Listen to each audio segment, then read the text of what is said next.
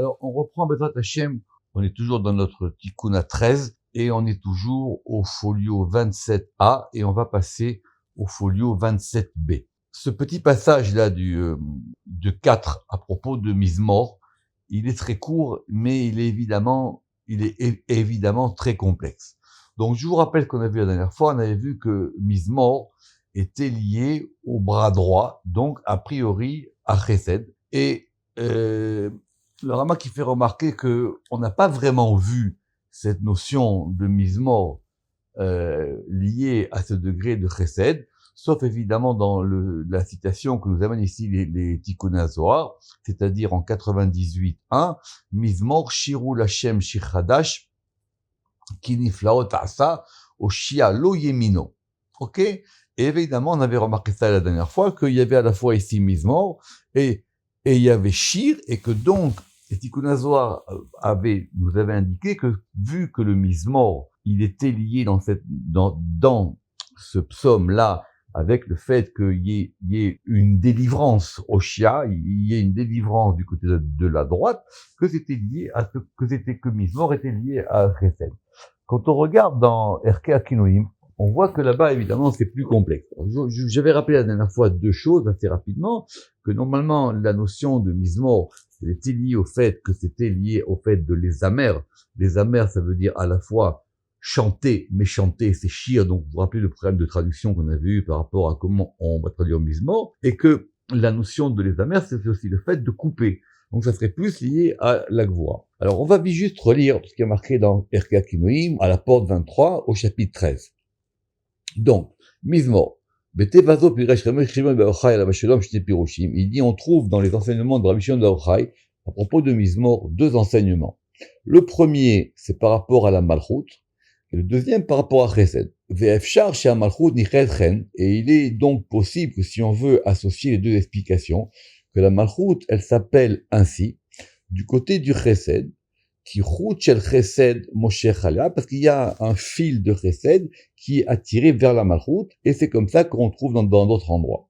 Simplement, dans le Rama qui ramène que dans le Zohar de Shemot, dans Parashat Teruma, il est marqué là-bas que Mizmor, da rucha de Gdusha, que le Mizmor, c'est l'esprit de sainteté. Et pourquoi est-ce qu'on l'appelle ainsi? Begin de parce que elle, donc qui c'est elle? Bonne question. Apparemment, c'est la Malchut.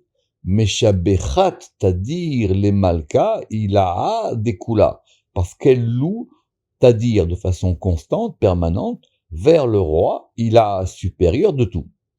Ramak dit, explication, qui Mizmor ou à Malchut. Que le Mizmor, donc, c'est quelque chose qui est dans la Malchut. Et la Malchut, elle s'appelle aussi Ruach HaKodesh, elle s'appelle aussi l'Esprit Saint. Ve'i meshabechet la'olam labina. Et donc, la Malchut, elle va louer la Bina, qui est plus haut qu'elle. La Halot Elea, pour pouvoir monter vers elle. Ou les Yot Shavala, et pour qu'elle devienne son équivalence. Que la Malchut et Bina, vous vous rappelez, sont deux haies, et donc ces deux haies, maintenant, ils veulent devenir égaux. Ils veulent s'associer. Kedemucha bezor Shirachirim, comme c'est clair là-bas du Zohar dans Shirachirim, à propos du premier verset. Ve'efshar, et il est aussi possible, qui a Sheba Hazé, que donc cette louange-là, Aliédé Hashefa Abba Elea, ça se fait par rapport à l'influx qui vient vers elle par le Chesed. Donc, c'est très important pour les Kavanot, et c'est très important pour comprendre des sujets aussi complexes que ça. On en a discuté hier avec Monsieur Ben Amou à Pourim. Il faut pas confondre plusieurs éléments. Il y a d'abord, quand on a une lumière, c'est d'où est-ce qu'elle provient et où est-ce qu'elle va se révéler. C'est pas la même chose. Donc on voit la chose comment? Par rapport à là d'où ça vient ou par rapport à là où ça va? Et troisième élément, et est-ce qu'on voit la lumière par rapport à ce qui la met en mouvement? Donc, quand on dit Chesed, Chesed, c'est le mouvement de cette lumière. C'est ça la difficulté ici. Ce qu'il a dit le Ramak finalement ici, de façon très allusive. Encore une fois, il faut pas, quand on va regarder ces éléments-là, des kavanot, des directions, des choses, il faut bien faire attention. C'est d'où est-ce que la chose, elle part, sa provenance, où est-ce qu'elle va, sa destination et quel est le mouvement qui va la mettre en activité. Or, ce sont trois choses différentes. Donc, le Rama qui dit, si j'ai bien compris, le Mizmor, lui, il est un degré où la Malchut, elle veut aller vers la Bina. Mais elle veut aller vers la Bina, mais ça passe par le degré de Chesed. Donc ici, dans les Tikkun HaZohar, comme je vous avais dit qu'on suivait un cycle de 10, vous vous rappelez, par rapport aux 10 Sirot, que donc on avait vu, je répète, on avait vu Keter, on avait vu Chochma, on avait vu Bina, maintenant on est à Chesed. Et toutes les difficultés de ce paragraphe assez court, c'est qu'effectivement, la preuve que nous ramène les Tikkunim ici, c'est que c'est lié au fait qu'on doit libérer ou sauver la droite. Non, qui dit, ça veut dire quoi qu'on doit sauver ou libérer la droite? On a vu la dernière fois que les preuves que les Tikkun HaZohar il nous avait ramené, c'était qu'à la fois ce degré de la droite, donc ce degré du Chesed, il était en même temps en exil, Vehi Beraluta im Shrinta, il est en même temps en exil avec la Shrina, Vehiu Tamirla, et il la soutient. Autrement dit, c'est une force qui aide la Shrina quand elle est en exil. Pourquoi? Le Rama qui ramène évidemment quelque chose de très subtil qu'on avait déjà vu peut-être une fois dans Sukkot, qu'on avait dit, que vous vous rappelez que dans Sukkot on dit qu'on demande à Dieu Smor et Sukkot David à Nophelet. On lui demande de soutenir la tente de David évidemment c'est la Malchut, à Nophelet qui est en train de tomber. Ça n'a pas marqué là-bas la tente de David qui est tombée, et eux. Elle est en train de tomber. Donc comme l'exil, c'est quelque chose qui fait qu'il y a une chute, alors on veut empêcher qu'il y ait une chute totale. Donc on veut soutenir, c'est comme si on mettait une espèce de, je sais pas comment on dit, un élément pour empêcher que ça tombe. Et c'est ça cette particularité-là de ce degré de la droite. Donc c'est pas, alors c'est vrai que le chesed, c'est en même temps ce qui va permettre la libération. Donc c'est les deux. C'est à la fois ce qui permet la libération, parce qu'effectivement, la droite divine, comme on a vu la dernière fois, elle est donc quelque part empêchée, elle est attachée, elle peut pas complètement se détacher, elle peut pas s'étendre comme un bras s'étend. Et c'était ce qu'on avait vu la dernière fois. C'est très court ce qu'on va faire aujourd'hui, mais c'est très intense. Donc si vous vous rappelez, le Rama qu'il a dit effectivement des difficultés à dire, mais comment est-ce que les Tikkun HaZohar ici, ils veulent nous ramener à la fois la notion que le Mizmor, c'est quelque chose qui est par rapport au Chesed. Tous les versets qu'on avait ramenés, et vous vous rappelez la dernière fois, on a parlé même d'un serment. Il y avait un serment de la délivrance, Umha de Purkana. Il y avait un serment de la délivrance, et on avait ramené le verset à Daodirtiv, dans Isaïe 62:8, Nishba Hashem Bimino ou Bezroa Uzo, que Yudke Vavke, il a juré, Beyimino par sa droite, ou Bizroa Uzo, et par son bras puissant. Alors, sans rentrer dans trop de complications, vous vous rappelez qu'on a vu qu'il y avait un bras droit, qu'il y avait un bras gauche, mais apparemment le Rama qui dit que dans le verset, quand on a dit Beyimino Bezroa Uzo, ici ça parlait du même bras. Et, chose un peu surprenante, on nous avait ramené, à propos de ce serment-là, c'est-à-dire que Dieu, il avait juré par sa droite que la délivrance, elle s'obtenait par le fait que ce bras du Chesed, il puisse être étendu. Le fameux serment qui avait été fait dans Ruth 3:13, fait Od Chai Hashem Shirvi Ad Aboker. Alors Chai Hashem, c'est évidemment une expression de serment. Chai Hashem, ça veut dire par la vie d'Hashem. C'est vraiment une expression biblique qui indique le fait qu'on fait un serment. Shirvi Ad Aboker, et le sens pshat de ce verset, ça veut dire que tu dois te coucher ou tu dors. Mais Shirvi, c'est plutôt le fait de couche-toi. D'accord? L'ishkav, c'est le fait de se coucher, c'est pas le fait de dormir. Ad Aboker, jusqu'au matin. Alors, reprenons sur la chose difficile qu'on avait vue la dernière fois. Donc le Zohar, il pose la question et il dit maintenant, Ve'emai Itkere Zerua Hashem. Pourquoi est-ce que c'est appelé ça le bras de Yudke Vavke? Comment est-ce que cette notion de bras est liée à Yudke Vavke? Le Rama qui fait tout de suite remarquer que, évidemment, que c'était le bras droit. Que si on parle du bras gauche, c'est encore une autre histoire. Alors, on va reprendre ce qu'on a vu la dernière fois. Berin de Kaf Ayad Be Yud. Parce que la paume de la main, ça ressemble à un Yud. Alors, on avait été vite, le Rama qui prend le plus de temps, il ramène plusieurs éléments intéressants pour comprendre cette notion de Kaf Ayad Be Yud.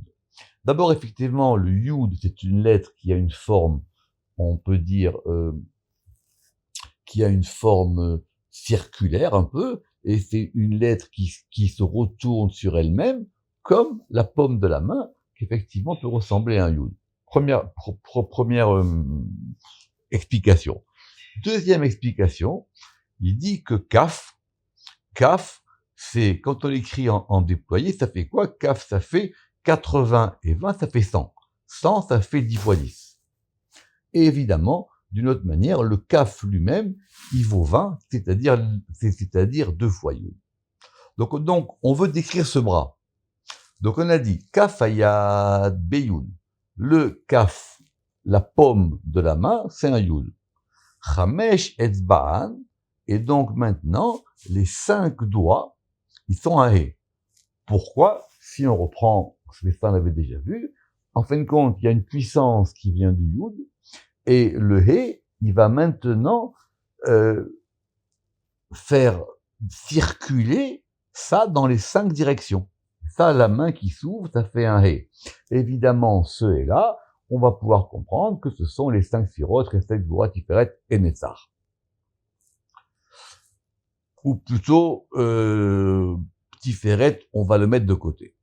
Kané de Yemina, et maintenant le Kané de Yemina, c'est-à-dire la branche de la droite, qui correspond au bras lui-même, c'est-à-dire le bras et l'avant-bras, ça c'est un Vav. Kané de Yemina, Diyu Deroa Vav, et Katef, et l'épaule, Behe, ça correspond à un He. Donc c'est assez particulier, d'accord? Dans Shara Neshama, on avait vu plusieurs configurations comme ça, des membres du corps par rapport à Shem Yud Kevavke, mais ici, on reprend, le Kaf de la main, la paume, c'est un Yud, ce Yud-là, il va déployer les 5 doigts, et il y a le bras et l'avant-bras qui va former un Vav, et le He, qui va correspondre à l'épaule. Veda Amuda Demsaïta, et ça, c'est la colonne du centre. Alors, le Rama qui dit que cette notion de Emsaïta, on la trouve pas dans toutes les versions. Et donc, il s'interroge pourquoi. Dire pourquoi est-ce que dans le Zohar, on aurait dit ici Amuda, simplement la colonne, et pas la colonne du centre. Que si c'est la colonne du centre, évidemment, c'est Tiferet. Or, ici, c'est un degré encore plus grand. On va dire ça comme ça. Veda Amuda, et ça, c'est la colonne des Itkachar Beyemina, qui est attachée à la droite. Donc, cette libération, elle se fait par un Shem Yudke Vavke, qui correspond à ce degré de la droite. Et c'est ça qu'on veut atteindre dans le Mizmor. Le'akama be shrinta begaluta, pour pouvoir, les Hakama, pour pouvoir relever la Shechina qui est en galoute. C'est ce que je vous avais dit. Est-ce que ça veut dire que c'est ce degré de Chesed qui permet à la Shechina d'être complètement délivrée, ou en même temps, peut-être, de pouvoir subsister en galoute? C'est une nuance importante, dit le Rama. Et alors, la partie difficile. On va rattacher ça maintenant à Moshe. Pourquoi Moshe? Ou Moshe, Deyu Tikuna de Amuda de Emsaïta. Et Moshe, qui est l'image ou la figure de la colonne du centre. Alors, il y a tout un chapitre, plusieurs chapitres même dans le Pardes, pour savoir comment est-ce qu'on pouvait figurer Moshe. Moshe, il n'est pas Tiferet exactement. Tiferet, c'est Yaakov. Moshe, il serait plutôt lié à Da'at. Or, Da'at, le Rama qui dit, c'est plutôt la Neshama des Sphirot, le Da'at. Le Da'at, c'est cet aspect qui permet qu'il y ait une voie qui permette de monter et de descendre. Et c'est vrai que des fois, dans le texte du Zohar, on voit que Moshe, c'est plutôt l'intérieur des choses. C'est l'intérieur de Tiferet. Mais Moshe, c'est en même temps le libérateur. Donc c'est par lui que ça passe cette notion de la droite.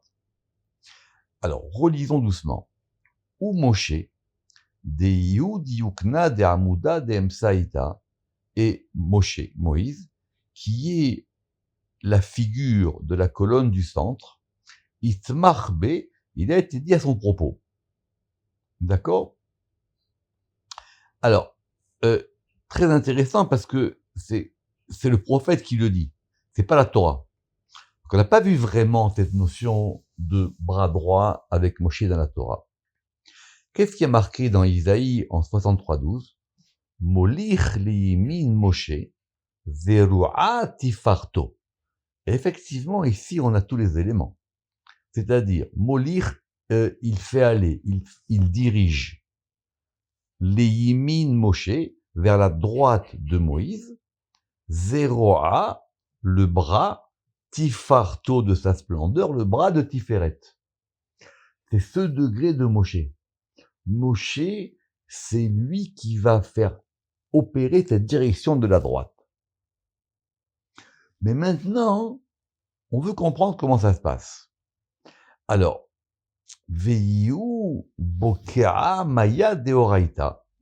Et donc, il va, Bokea, littéralement, il va fendre les eaux de la Torah. Cette expression, elle n'est pas claire. C'est-à-dire quoi qu'il fend les eaux de la Torah? Alors, Ramak, il dit, évidemment que, j'ai peut-être dit ça la dernière fois, et c'est une erreur d'après le Ramak, il ne s'agit pas de la traversée de la mer Rouge, parce qu'évidemment, l'expression de fendre les eaux, c'est par rapport à la mer Rouge.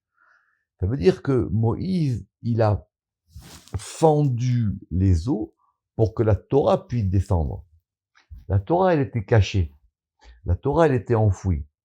Il y a d'ailleurs beaucoup de midrashim qui racontent que quand Moshe il est monté au mont Sinaï, il s'est battu avec les anges qui ne voulaient pas que la Torah descende sur terre. Donc quelque part, il a fendu ces eaux de la Torah. Maintenant, pourquoi est-ce qu'on a ici la notion des eaux? On aurait pu dire, il a fendu le rocher de la Torah, il a fendu quelque chose, parce qu'on veut la lettre même. Écoutez bien. Et ce degré du même, c'est le degré de la Bina. Vous vous rappelez que la Bina, elle a ce degré du même, le même qui est fermé. Moshe, il a fendu quelque chose dans la Bina. Les Gabé Zera Avraham, vers la descendance d'Abraham, Deiu Yemina, qui est la droite, les Meheve, les Shem Olam, pour que ce soit pour lui un nom pour toujours. Donc c'est incompréhensible, dit le Ramak. Ramak dit qu'il faut qu'on ait un deuxième degré de lecture dans ce Tikkun HaZohar. On veut maintenant analyser le nom de Moshe. Moshe, ça s'écrit même, Shin et He. Donc, le même, c'est les eaux. Moshe, il a été prendre quelque chose dans la Bina. Ce qu'il a pris dans la Bina, il l'a pris par rapport à la Torah. La Torah, c'est le fait qu'il y ait un Shin. Vous vous rappelez que la Torah, elle vient à la fois de la droite, de la gauche et du centre, comme les trois branches du Shin. Chesed, Gvura, Tiferet, Abraham, Yitzhak et Yaakov. Donc, et il fend les eaux de la Torah pour que les descendants d'Abraham, c'est-à-dire nous, on reçoive la Torah. Et Abraham, il est du côté droit. Et ça va constituer la première partie du Shem, du nom de Moshe. Moshe, finalement, c'est quoi? Moshe, c'est Shem E. C'est le nom du He. Et on passe au folio 28b. Veit kachar behe de Abraham, et il s'est attaché au He de Abraham. Et la lecture du Ramak, elle devient maintenant encore plus intéressante. C'est qu'il nous manquait quoi? On avait le Shin des 3 de la Torah elle-même, on avait le même de ces eaux-là, il nous manquait le He. Et ce He-là, il provient d'où? Il provient du He de Abraham. Donc Moshe, il a ces 3 aspects en lui. Il a le même du côté de la Bina, il a le Shin du côté des 3 axes, et il a le He qui est le He de Abraham, qui est le He du Chesed. Deiu Chamisha Chumshe Torah, et qui va constituer les 5 livres de la Torah. Ou Ba Ishtalim Moshe, et c'est par ce He-là qu'il va se compléter. Et une fois qu'il a ce degré-là, c'est-à-dire qu'il a ce Shin et ce He, ou Miyad de Ishtalim, et lorsqu'il a été maintenant complété, Idgalia Ale Yemina, c'est par lui que la droite s'est révélée. La droite, elle s'est révélée sur lui. Donc on comprend maintenant ici l'expression du prophète, Yemin Moshe, la droite de Moshe. Vedahu, et c'est ça qu'on va maintenant comprendre dans le verset de Isaïe, ou Zrua Hashem, et donc le bras de Yudke Vavke, qui est donc le bras droit, Almi, au-dessus, au-dessus du degré du Mi, c'est-à-dire le degré de la Bina, Nigleta, elle s'est révélée. Évidemment, d'après le Pshat, le Passouk, il a la forme interrogative, donc ça serait comme toi, ou Zroa Hashem, et le Zroa, le bras de Yudke Vavke, Almi, c'est-à-dire sur qui? Mais c'est ici qui comme étant une question, sur qui Niglata, sur qui s'est-elle révélée? Le Rama qui dit qu'évidemment, il faut lire ce verset à la forme affirmative. Et on a terminé avec ce 4e degré du Mizmor. On reprendra la prochaine fois le 5e degré, qui est le degré du Nigun, qui lui maintenant, selon l'ordre des Tikkun HaZohar, sera lié à la Gvura. Pour ceux qui suivent, et pour ceux qui ont fait ces cours depuis le début, il faut noter que on n'a pas l'impression que les Tikkun HaZohar, ils traitent chacun des degrés des psaumes de la même manière. Si vous reprenez depuis le début, à propos de Keter, on avait dit que ça s'adressait à, évidemment, toujours pareil, c'est la Malchut qui monte jusqu'à Keter.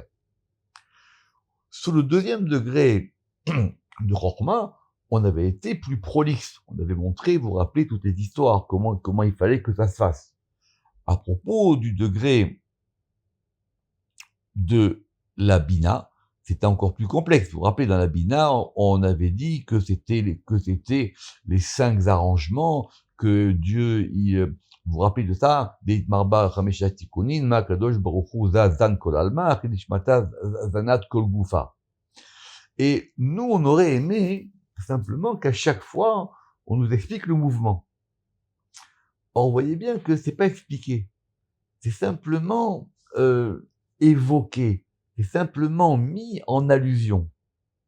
Mais on va voir maintenant progressivement une progression de ces éléments des psaumes. Et ces éléments des psaumes, ils nous donnent une progression, et c'est celle-là que veut nous donner les Tikkuné à Zohar ici. On reprendra la prochaine fois le 5e par rapport au Nigun qui est lié à la Gvura. Baruch Adonai Le'olam. Amen ve Amen.